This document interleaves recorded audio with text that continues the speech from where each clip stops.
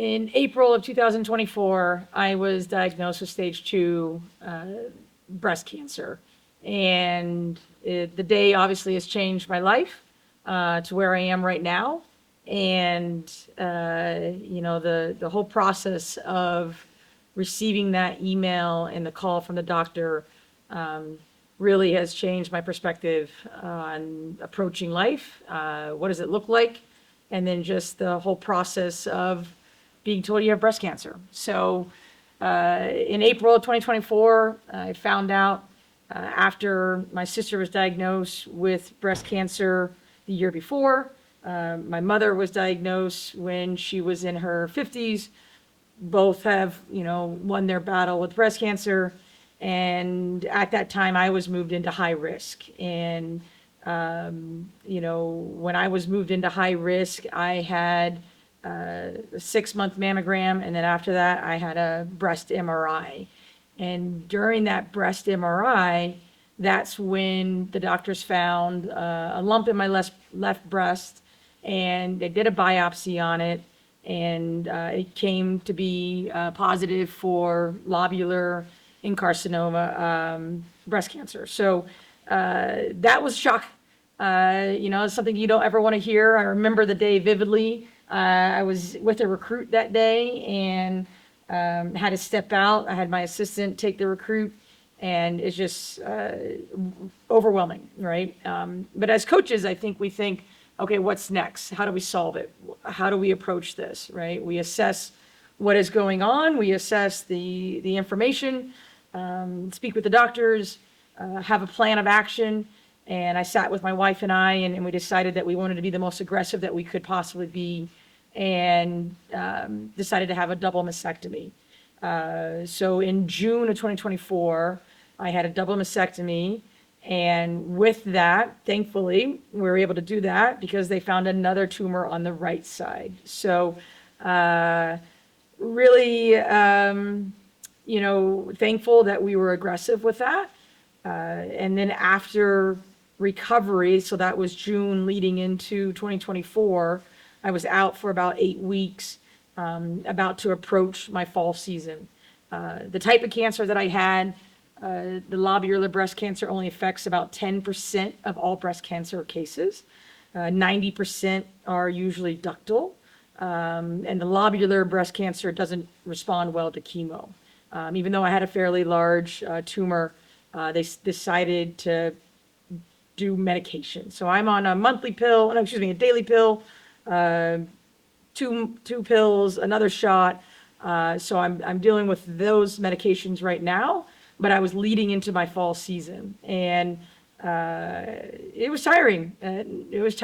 But for me, coaching is the most important thing. I wanted to be present for my student athletes. I wanted to be present for them. I wanted to show up and show that you can be successful. You can show up and be present, and you can overcome the setbacks mentally and physically of being diagnosed with breast cancer. October has always been a special month for me. I've been coaching college soccer for over 26 years now. And, you have Breast Cancer Awareness Month going on in October. And I've been a part of a lot of pink games. And for me, it's always been important that we understand why we're wearing the jersey, or why are we having a pink game.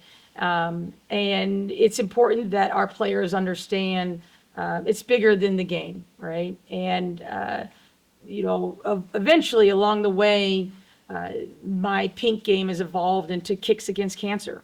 I've had student athletes whose fathers passed away from liver cancer or prostate cancer. And I've been a part of teams that, I've had youth and children and childhood cancer affect their players. And so I wanted to make sure that we brought awareness to all types of cancer. And this Thursday night, we'll have our Kicks Against Cancer game.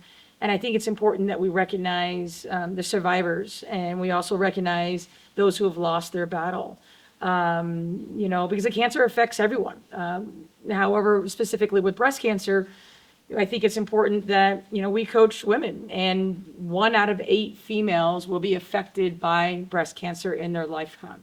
So when I sit around and I look at a team full of 28 women, 4 female coaches, there's quite a few of us that will be either affected personally or know someone in their family or loved ones that's been affected by breast cancer. So I think it's important that we educate. What is a mammogram? What is a breast MRI? What is high risk?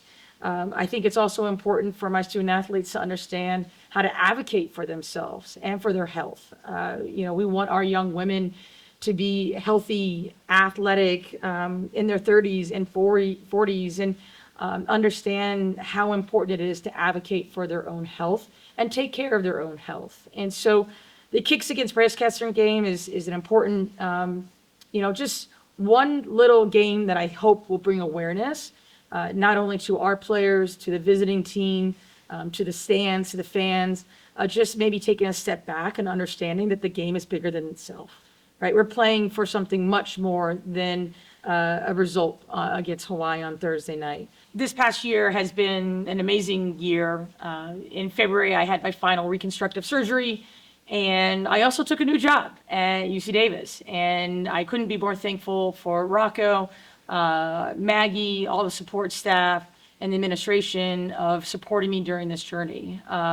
Also really thankful for my players, right, to give me time to heal and giving me grace during the transition when I moved out here. The players have been nothing but supportive to me, my family, understanding, what it takes to recover. The support staff and my own current staff, Emily and Abby, our athletic trainer, Emily, they've been awesome during this journey, and understanding that there's been some changes along the coaching and what does that look like. But everyone is just all on board. And most importantly, I want to thank my family, my wife, my kids. They've been nothing but championing me since my diagnosis in April. And when you're going through this, and that's something that I wanted to really express to my players, is the education, the being advocates for themselves, but then also understanding how to reach out for help. To ask for help, to show that it's hard, right? And when you have that closeness of your teammates, your team, your family, it gives you the strength to be able to carry forward.